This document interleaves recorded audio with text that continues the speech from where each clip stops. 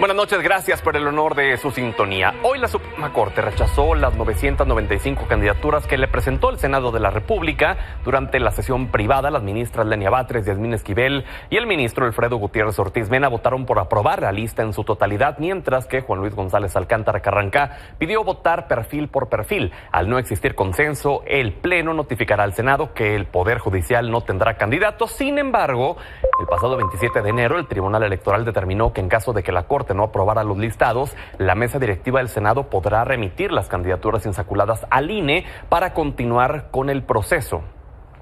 Le agradezco al presidente del Senado, Gerardo Fernández Noroña, que nos regale su valioso tiempo. Presidente, buenas noches. Entonces, el Poder Judicial no se queda sin candidatos y ustedes tienen la facultad de enviar estas listas al INE. Has dicho con toda claridad lo que procede. Aquí ya nos llegó la notificación de que no aprobaron los listados. No tienen vergüenza. Dice que no se alcanzaron los 8 votos, la recibimos a las 16:24. Les digo que aplico la de el negromante cuando lo excomulgaron, archívese donde no estorbe, porque efectivamente el Tribunal Electoral previó la posibilidad de que la Corte no aprobara y entonces nos dio la instrucción de que las mandemos directo. Pero no solamente hemos dejado a salvo los derechos de quienes de buena fe se registraron en el Poder Judicial y iban a quedar fuera por la irresponsabilidad, por la conducta ligera de la Suprema Corte, sino además tienen 651 candidaturas de pase directo que representa el 74% del total de los cargos a renovar. Entonces el Poder Judicial falta la verdad cuando dice que el proceso los deja fuera. Todas las personas juzgadoras que no renunciaron al pase directo, que son la mayoría, casi 3/4 partes, 651, que son el 74%, estarán en la boleta, más las que surgieron del proceso de insaculación, que además ese proceso de insaculación fue hecho con los listados que nos dio, que publicó el Comité de Evaluación del Poder Judicial y que perfiló candidaturas, por ejemplo, a la Corte, al Tribunal de Disciplina, a las salas regionales y a la Sala Superior del Tribunal Electoral del Poder Judicial de la Federación, a circuitos penales, a circuitos de radiocomunicación, de competencia económica, las áreas que a ellos les interesaron, perfilaron las candidaturas y no hubo sorteo, se fueron directo porque no había el número de aspirantes suficientes para hacer la insaculación. Entonces, son sus candidaturas, el Poder Judicial tendrá candidaturas y es muy irresponsable porque le hace daño a las propias personas integrantes del Poder Judicial.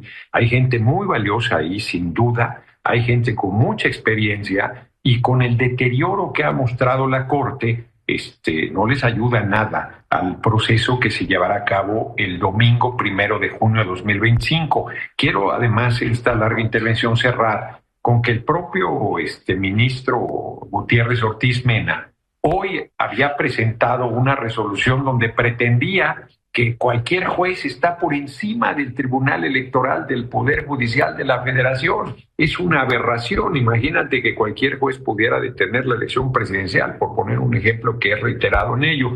Eso han actuado de manera ruin, han actuado de manera canalla, sin ética, sin principios, sin apego a la legalidad.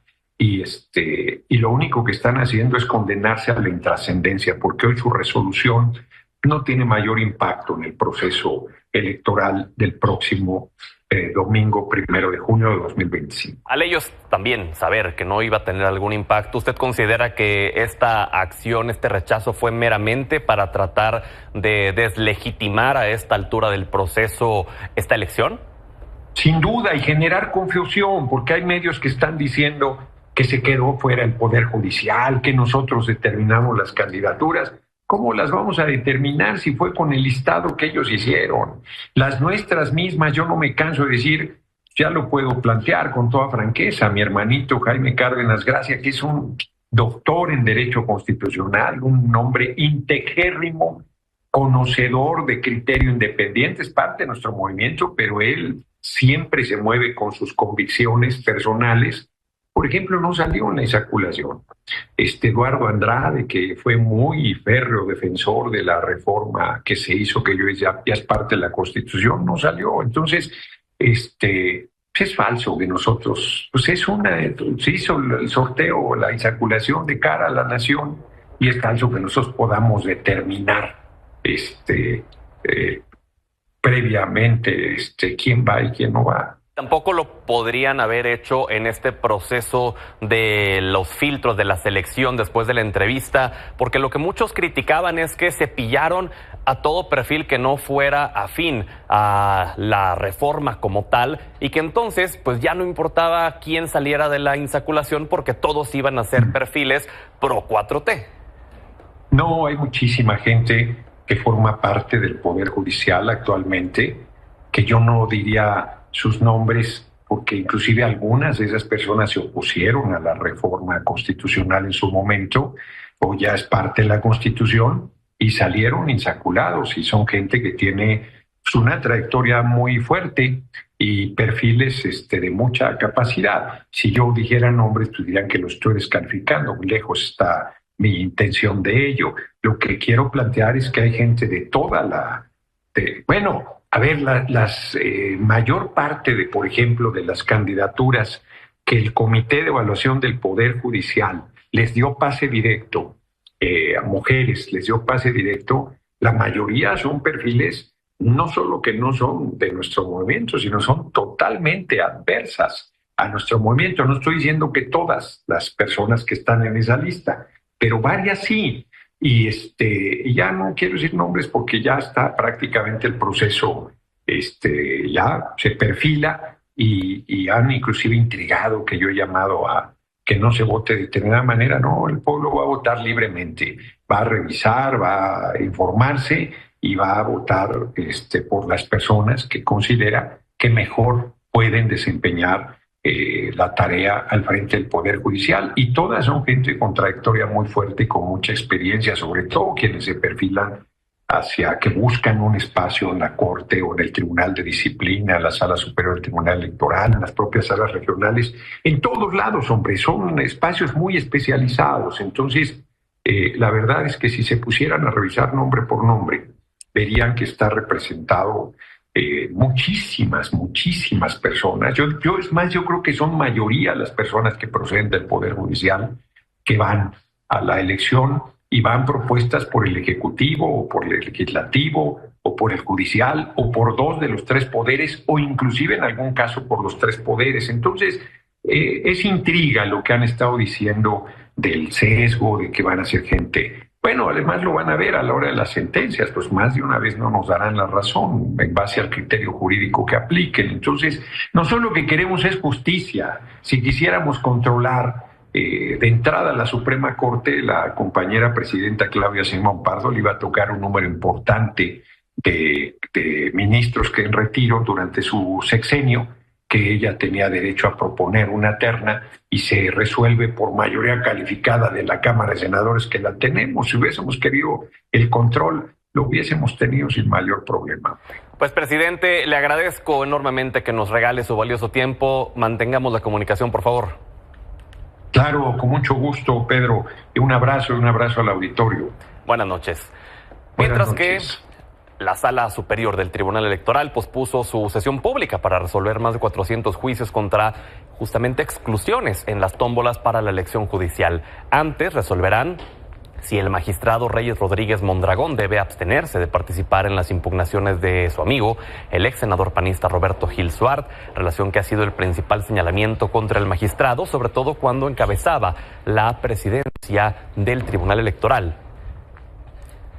Al tiempo que la Corte aplazó hasta el 13 de febrero la discusión del proyecto del ministro Alfredo Gutiérrez Ortiz Mena, que busca dar fin al conflicto entre las resoluciones del Tribunal Electoral y las suspensiones emitidas por jueces federales respecto a la reforma judicial, a petición de la ministra Yasmín Esquivel, a la cual se sumaron Lenia Batres y Loretta Ortiz, debido a que aún no concluye el plazo para que la Sala Superior del Tribunal Electoral entregue el informe requerido por la Corte sobre este conflicto.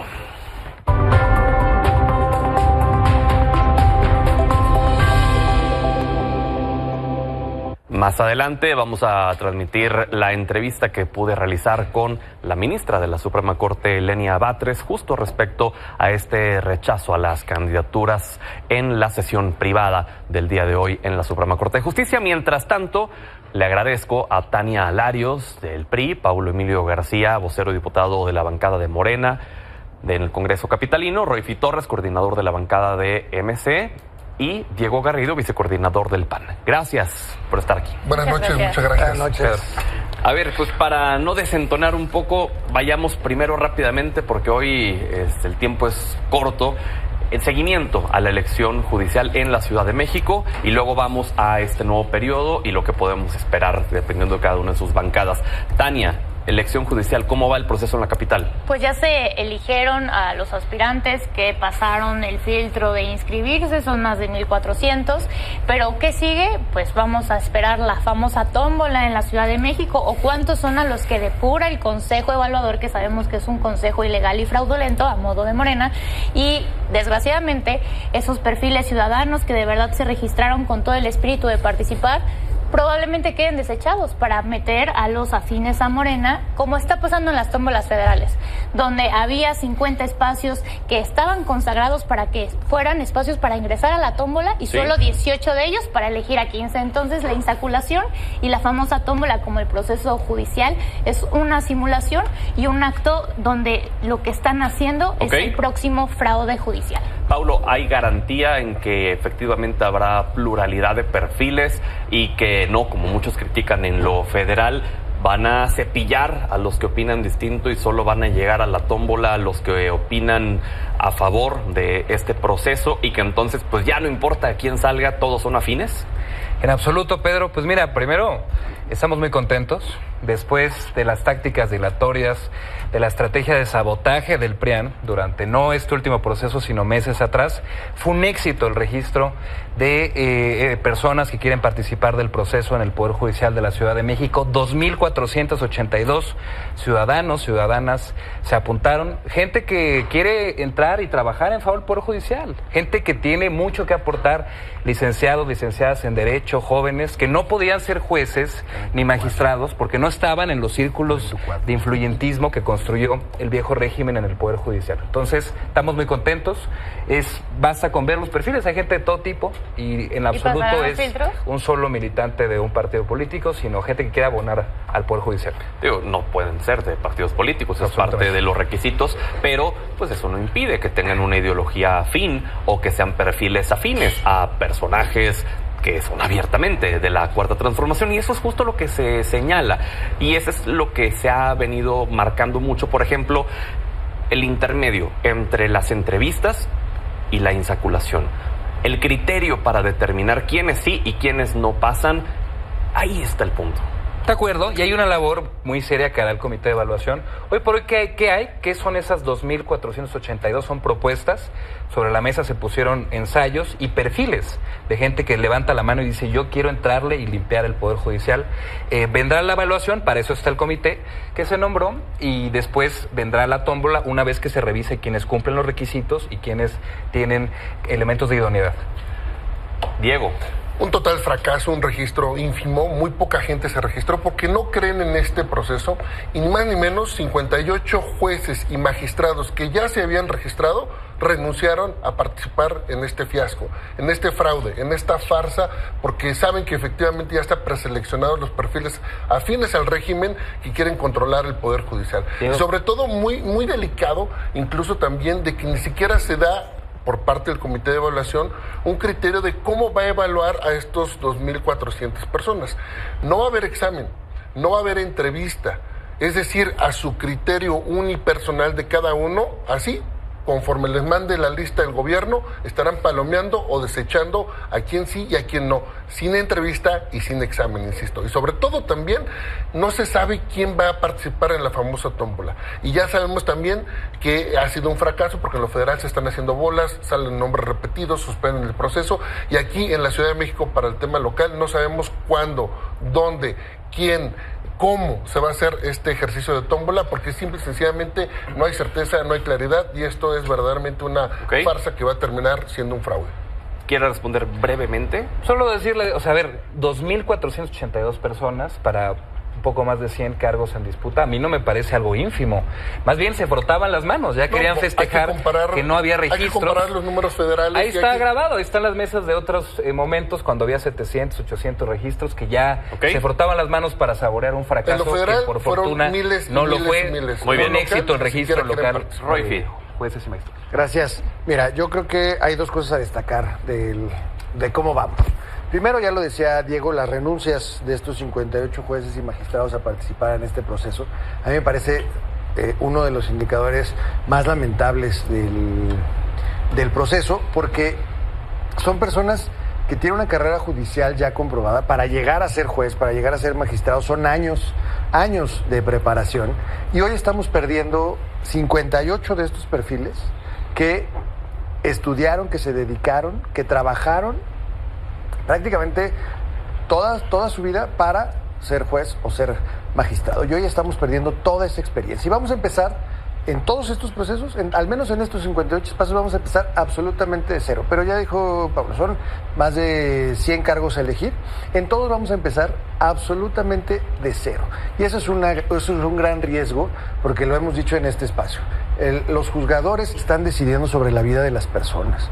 No es un poder que legisla, o el Ejecutivo que establece una política pública. Es un poder que decide sobre si te vas a quedar o no con tu casa, si te vas a quedar o no con tus hijos, si vas a tener justicia o no. Es una verdadera brutalidad esta reforma. Yo no diría que 2.482 es un éxito, porque vamos a ver de ahí cuáles cumplen los requisitos y cuáles quiere el comité de selección que cumplan los requisitos. Allí está la verdadera farsa de esta elección. No es que vayan a poner a consulta y vayan a elegir a los jueces y magistrados libremente el pueblo. Van a elegir los que designe ese comité de selección, todos los comités de selección que casualmente son designados por el partido en el poder. ¿Alguien más quiere hacer un comentario respecto a esto antes de pasar a...? Es una breve, simulación, es un fraude, es una farsa. También otra gran preocupación es que se van a buscar cargos que tienen jurisdicción en toda la Ciudad de México, pero que ya con el INE y con las mañas que está haciendo Morena, los van a definir por una representación por distrito electoral, como si esos jueces y magistrados fueran exclusivamente representantes de esa población. Y eso es una farsa. Las y los ciudadanos deberían de tener acceso a cada uno de los juzgadores de toda la ciudad para votarlos en lo personal, en lo particular, cada juzgado y cada magistratura. Por eso para mí es una gran simulación, un gran fraude, y desgraciadamente no se democratizó la aplicación ni una elección judicial. Eso es la principal y gran mentira de todo esto. Paulo, adelante, breve, por favor. Pues yo creo que los juzgadores que no quisieron participar, pues es un mal mensaje para ellos. Tuvieron toda la oportunidad. De hecho, los que quisieran participar iban a ir directo al proceso electoral, ni siquiera iban a pasar por los filtros. Entonces, pues perdieron una gran oportunidad para exponer su trabajo, pues que esconden. Ahora vamos al tema de este nuevo periodo. Me gustaría escuchar en qué se están enfocando cada una de estas bancadas a las que representan. Diego, ¿cuáles son las prioridades del PAN para este nuevo periodo? Tenemos como prioridad, como eje fundamental, el tema de la seguridad. El 61% de los habitantes en la ciudad se sienten inseguros en términos generales, y ves en cada alcaldía cómo está creciendo el índice delictivo en las alcaldías gobernadas por Morena principalmente, porque en otras donde gobierna Acción Nacional, como Miguel Hidalgo, Benito Juárez, sí se han reducido los índices delictivos. Por eso el tema de seguridad será un eje toral, en donde estaremos atacando el tema de ciberseguridad, en donde, por ejemplo, hoy ya propusimos que se tenga como nuevo tipo penal el que se sancione a los servidores públicos que están coludidos con los narcoterroristas como traición a la patria, literal, porque un servidor público que traiciona a la patria de esta forma a coludirse con los narcotraficantes debe ser sancionado como tal. Estaremos metiéndole mucho al tema de seguridad en materia de cero tolerancia a las faltas cívicas. Estaremos implementando un sistema electrónico para efecto de que la gente pueda denunciar por la vía electrónica faltas cívicas, y también estaremos dándole a los particulares la administración de las cárceles, porque ya basta de que los impuestos de los ciudadanos se estén ocupando para mantener las cárceles. Estaremos metiéndole al tema de seguridad, al tema del agua fundamentalmente, en que haya captadores de agua pluvial también en el reciclaje de la propia lluvia, del agua, y también crear el Instituto de Investigaciones del Agua para que sea un órgano autónomo independiente el que planee cómo podemos utilizar de mejor manera el agua en la ciudad. Y por último, decirte que también estamos planteando la división de las alcaldías como lo mandata nuestra Constitución. Que eso es lo más polémico que es han algo presentado. que históricamente Morena se ha negado a... Quieren dividir Iztapalapa, por Iztapalapa en 4, Gustavo Madero en 3, Álvaro Obregón en 2. Es un mandato constitucional que simple y sencillamente Morena no le quiere dar cumplimiento a la Constitución. 8 años de promulgada nuestra Constitución y estamos en falta porque Morena no quiere dictaminar las iniciativas que en la primera, en la segunda y en esta tercera legislatura... ¿Y eso es con la intención de poder recuperar terreno político? Es con la intención de que haya servicios de calidad para quienes viven ahí. En Iztapalapa, que es tan grande, en Gustavo Madero no se dan los servicios que necesitan. Claro, lo que hizo fue descentralizar. No se dan los servicios por este proceso. Y quienes nos están viendo definirán cómo es la mala calidad de servicios en Gustavo Madero, en Iztapalapa, y por eso es necesario tener proximidad. Roy.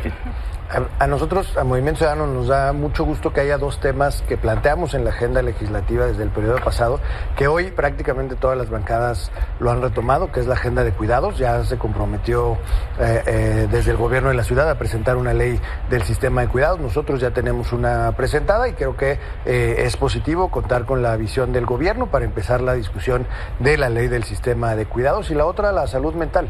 También nosotros en el periodo pasado presentamos ya nuestra propuesta para actualizar la ley de salud mental. No ha sido reformada en 10 años aproximadamente y es una de las grandes preocupaciones que tenemos hoy, sobre todo en la juventud.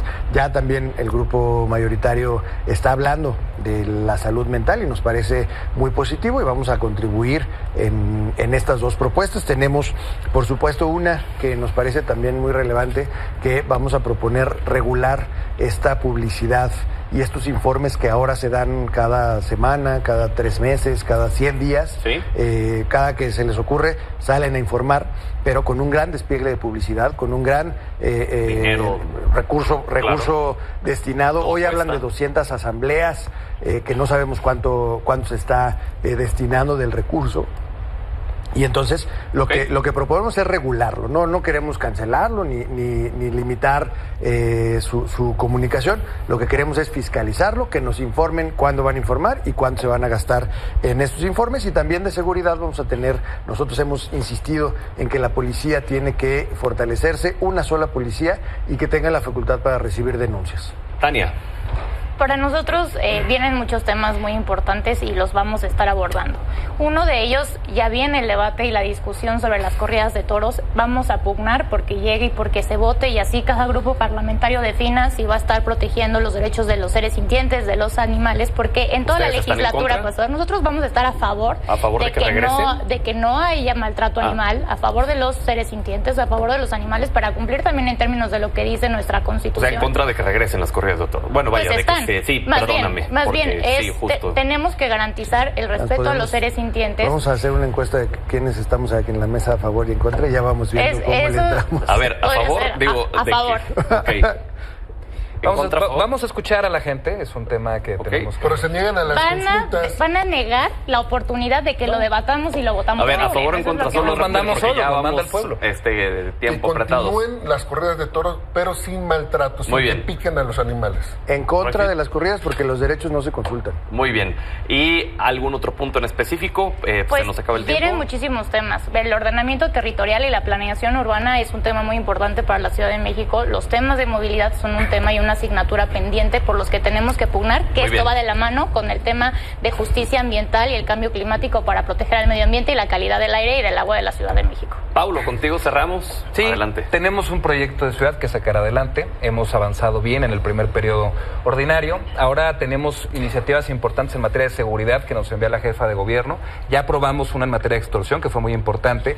Y vamos en este periodo también a recibir una iniciativa para agravar el delito de robo de autos y de autopartes, que es un lastre que ha lastimado a nuestras comunidades. Tenemos tenemos proyecto muy amplio también en materia eso ya se había hecho en la legislatura pasada. Del sistema sistema sirvió público para de nada. cuidados, que no fue algo que se nos ocurrió ahorita, es la médula de la historia política, de la trayectoria de nuestra jefa de gobierno, de lo que hizo en su obra en Iztapalapa. Eso lo vamos a volver política pública en la Ciudad de México. Y temas de agua, movilidad, ahí está la agenda legislativa de Morena, es pública, pero decirle a la gente que tenga la tranquilidad que nuestra prioridad va a ser el proyecto de ciudad que nos votó el pasado 2 de junio. A ser equitativos en esto de las iniciativas polémicas, como lo de que es el tema polémico, el tema de las corridas de toros, solamente sí o no a lo que va a presentar el PAN de dividir Iztapalapa y esto. ¿En contra o a favor? A favor. ¿A favor, Tania? ¿A favor? También, pues me imagino que en contra. No, o sea, nos tiene que explicar cómo eso se va a traducir en mejores servicios, a favor de descentralizar. ¿Ok? Ya está en la Constitución. Sin burocracia Lo mandata la Constitución que lo tenemos que hacer. electoral. Gracias. Pero les gusta violar la Constitución. Gracias Exactamente, por ese es el problema. estar con nosotros en esta noche. Muchas gracias. Nos vemos la por el siguiente semana. espacio. Le decía que tuvo la oportunidad de platicar con la ministra Lenia Batres. Aquí la conversación. Ministra, gracias por regalarnos su valioso tiempo. Buenas noches. Buenas noches. Ministra, solo para estar en claro, en la sesión del día de hoy donde la Corte decide rechazar las candidaturas que el Senado envió posterior a que el Comité de Evaluación del Poder Judicial pues no ejerció su actividad y entonces el tribunal le ordenó al Senado que lo hiciera, el sentido de su voto en lo particular fue a favor de las candidaturas, ¿es correcto? Pedro, fíjese que hubo una discusión pues muy breve sobre este tema y al mismo tiempo se estaba decidiendo si se enviaba el listado y la modalidad bajo la cual se enviaría. Entonces votamos el envío y la forma, y en este caso mi opinión fue que tanto que debía enviarse al Senado independientemente de que fuera de manera integrada el listado completo o analizando las candidaturas y votando finalmente impugnaciones individuales, que podía también suceder. Hubo casos en los que algunos ministros condicionaron su voto a el hecho de que solo sí podían impugnar algunas candidaturas.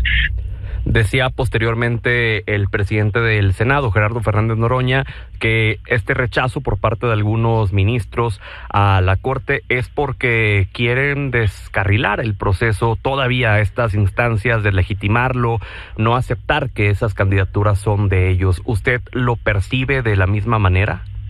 Pues yo creo que podría calificarse solamente o uno de irresponsabilidad o desconocimiento el estar emitiendo las últimas resoluciones que ha emitido la Corte sobre este tema, cuestión que yo no creo que haya desconocimiento, o dos, pues lo que hay es una deliberada intencionalidad de entorpecerlo, sabiendo que no tenemos nosotros competencia en materia electoral y que por un lado asumimos como un mandato obligatorio la suspensión de un juez de amparo que no tiene tampoco competencia en materia electoral, y cuando la autoridad electoral emite una instrucción a diferentes autoridades, entre otras al Comité de Evaluación, que era un órgano auxiliar que ya además renunció en este momento, que ya ni siquiera tiene la posibilidad de seguir funcionando.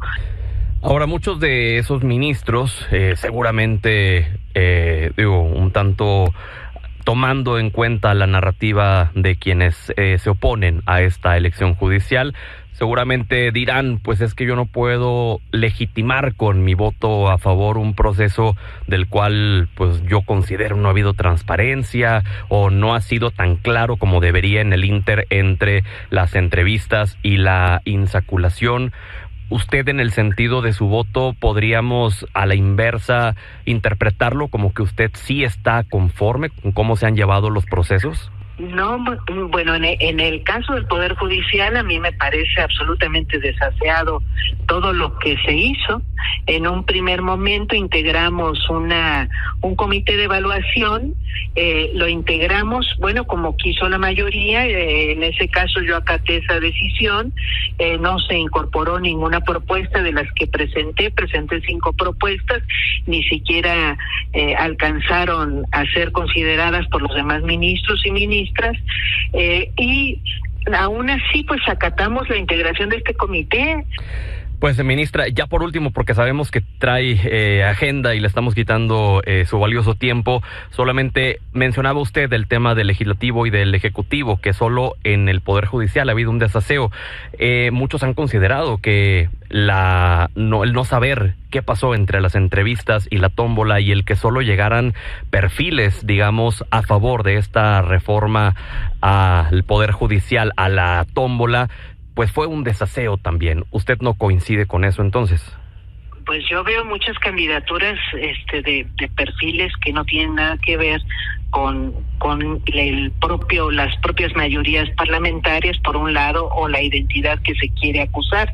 Se dio claro, ahí lo que criterio y lo ejercieron. Ahí lo que señalan quienes levantan la voz en este aspecto es que esos criterios fueron parciales hacia dejar solamente perfiles afines para que en la tómbola quien saliera fuera solo afín a esta reforma. Pues yo no he visto eso, no, pues tendrían que confirmar que así sea, pero de los listados que yo he observado, veo, pues para empezar, mucha gente desconocida, y para continuar, pues no, más bien veo incluso por lo menos varios perfiles que justamente han tenido orígenes totalmente adversos a esa supuesta afinidad. Okay. Y en el caso, además de los perfiles que envió la Suprema Corte, pues la totalidad son perfiles ajenos a esa afinidad, y lo que está haciendo el Senado es garantizar que vayan a formar parte de la boleta electoral. O sea, no hay tal cuestión. Yo veo justamente lo que parecía que quería hacer la Corte era garantizar que no entraran, para dar algún motivo, que finalmente eso también se comentó bastante, dar algún motivo para seguir emitiendo amparos, suspensiones, todo esto que no viene al caso, pero ¿sí? Que ya ha encontrado algún tipo de argumento que se autojustifica por los propios jueces de amparo, que no tienen ninguna competencia en esta materia. Pues, ministra, le agradezco enormemente que nos haya regalado su valioso tiempo. Por favor, sigamos en comunicación. Muy buenas noches, Pedro. Un saludo a usted y a su auditorio. Vamos a la pausa, ya regresamos. No le cambie. Estamos de regreso y mucha atención, porque hoy la Fiscalía de Estados Unidos envió un memorándum a empleados ordenando la eliminación total de los cárteles de organizaciones criminales transnacionales. Este objetivo es básicamente lo que había planteado Donald Trump a través de la declaración de los grupos como terroristas. Y ya con este memorándum, pues se hace palpable la intención de Donald Trump de ir con todo por estos grupos.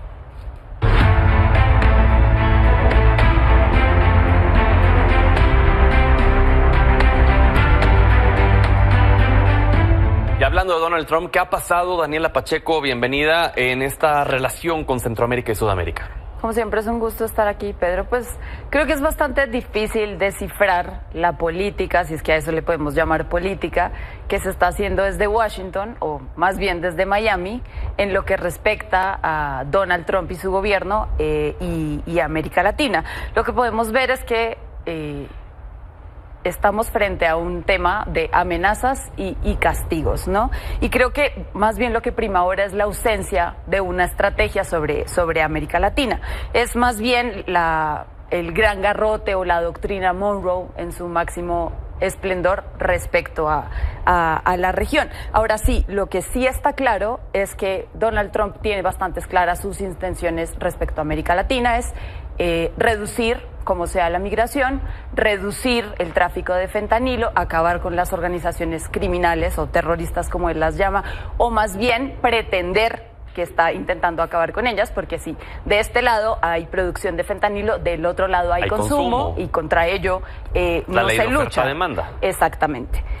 Y en esa encomienda, personas como Marco Rubio van a ser sus grandes aliadas durante su gobierno. Oye, me gustaría que fuéramos ya directo así a puntualmente lo que está sucediendo antes de que se nos acabe el tiempo. A ver, en el caso específico, yo sé que este es polémico, El Salvador. El Salvador dice, yo te recibo los criminales, aquí los metemos en la megacárcel a cambio de una tarifa que para ti es poco y para mí me ayuda. Sí, yo creo que ahí aplica, o más bien no aplica la frase de que la ropa sucia se lava en casa, ¿no? A Donald Trump, no sus criminales, porque además estamos hablando del ofrecimiento de Nayib Bukele de decirle, ¿sabes qué? También te recibo ciudadanos estadounidenses que no los quieras tener Claro. en tu propio país, me pagas y eso me sirve para mantener el sistema penitenciario, que es básicamente la única estrategia de seguridad con la que se mantiene el Salvador hoy en día, Que ¿no? le ha funcionado, al menos en términos de la percepción. Sí, política sí ha funcionado, podríamos discutir otras cosas. Claro. Ahora, si nos vamos a otro país en este sistema de amenazas y castigos,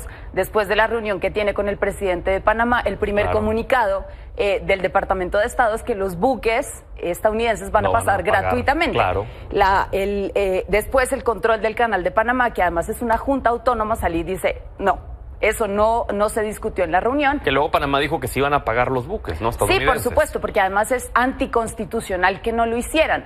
¿Qué sí logró Marco Rubio con el presidente de Panamá, que además es pro-Trump? Es bastante peculiar el asunto ahí. que no se renovara el acuerdo de cooperación que tienen con China, este llamado Acuerdo de la Seda, que es básicamente un acuerdo que tiene China con algunos países para desarrollar infraestructura y proyectos de conectividad. Ahora, Trump no va a descansar con sus amenazas sobre el canal de Panamá hasta no conseguir mejores tarifas arancelarias. Claro, oye, dobló Trump muy fácil a Petro. No lo dobló. ¿No? A ver. A ver, No, ¿cómo que no? No. Petro le dijo, no me mandas migrantes encadenados, no llegaron migrantes encadenados. Petro le Terminó dijo... cediéndole hasta el avión terminó cediendo. presidencial. No. Petro dijo, yo no te voy a recibir tus migrantes que quieres deportar ya. Ah, ¿no me los recibes? Van aranceles. No. te Petro en mando ningún hasta momento no. Justamente ese es el meollo de la discusión. Petro le dice, yo no recibo migrantes encadenados porque va contra la dignidad del pueblo colombiano y va contra la dignidad y los derechos humanos de esas personas que además no son criminales. Llegaron en aviones colombianos de las Fuerzas Aéreas colombianas, recibidos además por el vicecanciller colombiano, sin ser criminales, como lo había mencionado Donald Trump. Amenazó con una guerra arancelaria que no cumplió. No veo por dónde dobló a Donald Trump y es el primer presidente después de la posesión de Donald Trump que se para con tal dureza y le responde por la dignidad de su pueblo. Yo no veo por dónde. Pero que está el termine doblez. haciendo lo que le pidió Donald Trump. No, pero ¿por dónde? Hasta el avión presidencial enviando. El avión presidencial colombiano. A ver, Petro tiene la obligación de recibir a los migrantes, así como la tiene cualquier presidente, de recibir a sus connacionales, por claro, supuesto. claro. Pero no en las condiciones de criminales que no lo son. Un migrante no es un Si lo delincuente. ponemos en el modo así sencillo, sin tanto detalle. Donald Trump dice, oye, te voy a enviar a tus connacionales deportados. Los Oh, recibo, es mi obligación. No, Sí. al principio dijo no. Quítale, No, quítale el detalle de la, es que el detalle del asunto es lo importante aquí. Quítale el encadenamiento. Ok, te lo voy a mandar. No. Ok, te pongo aranceles. Ok, bueno, sí Es lo que el recibo y hasta te encadenamiento mando. fue lo importante aquí. Oye, nos tenemos que ir, Dani, pero seguimos la siguiente semana. Por supuesto, aquí nos Gracias vemos. por habernos brindado el honor de su sintonía. Hasta mañana.